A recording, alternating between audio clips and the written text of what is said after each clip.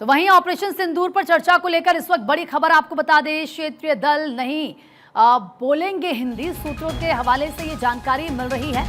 DMK के सांसद तमिल में बोलेंगे, टीएमसी के सांसद बंगाली में बोलेंगे, शिवसेना यूबीटी के जो सांसद हैं वो मराठी में बोलेंगे। संसद में जो क्षेत्रीय दल हैं वो हिंदी नहीं बोलेंगे। वैसे आप देखिए, ये वो राज्य हैं जहां पर हमने भाषा को लेकर विवाद होते हुए देखा, और अब किस तरीके से ये रणनीति इन तमाम पार्टियों की तरफ से बनाई गई है कि हम यानी कि जो ये क्षेत्रीय दल हैं ये हिंदी नहीं बोलेंगे, ये अपनी भाषा बोलेंगे। जैसे कि जो डीएमके के सांसद संसद में बोलेंगे तो वो तमिल में बोलेंगे, जो टीएमसी के सांसद है वो हिंदी नहीं बोलेंगे, वो बंगाली में अपनी बात रखेंगे, जो शिवसेना यूबीटी के सांसद हैं वो मराठी में बोलेंगे।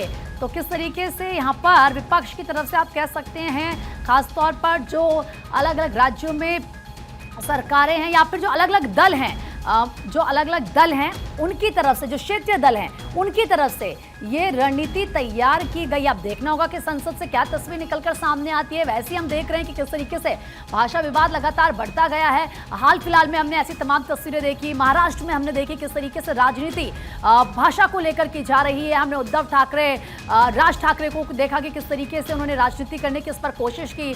दूसरी तरफ हम इस तरह की जो तस्वीरें हैं वो अलग अलग राज्यों से देखते हैं, जैसे कि हम तमिलनाडु से देखते हैं।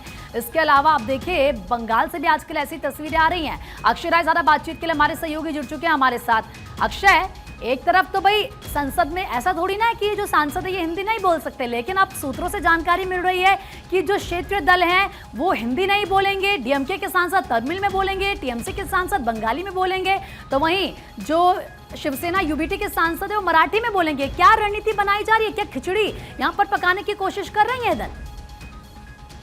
देखिए, सूत्रों के हवाले से खबर आ रही है कि अलग अलग भाषाओं में सांसद ऑपरेशन सिंदूर पर बोलते हुए दिखेंगे, क्योंकि ऑपरेशन सिंदूर पर लोकसभा और राज्यसभा दोनों में चर्चा होनी है। लोकसभा में इसकी शुरुआत की जाएगी। सरकार की तरफ से कहा जा रहा है कि राजनाथ सिंह अपना भाषण स्टार्ट करेंगे, रक्षा मंत्री हैं।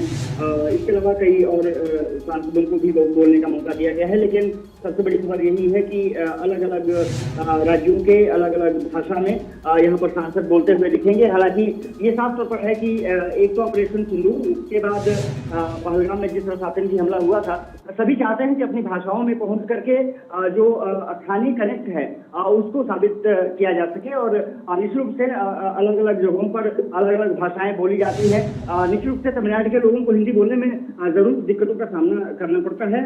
मलयाली लोगों को, खास करके केरल के लोगों को भी हिंदी में परेशानी होती है। लेकिन सबसे बड़ी बात यह है कि स्थानीय कनेक्ट की जो खबर है कि वो चाहते हैं कि जो हम बोलें वहाँ के लोग आसानी से समझ सकें। सबसे बड़ी बात यह है कि अब चर्चा शुरू होगी और इस पर रोक भी नहीं है, क्योंकि अपना कौन सी भाषा इस्तेमाल कहाँ पे करना है ये उनका मूल अधिकार होता है।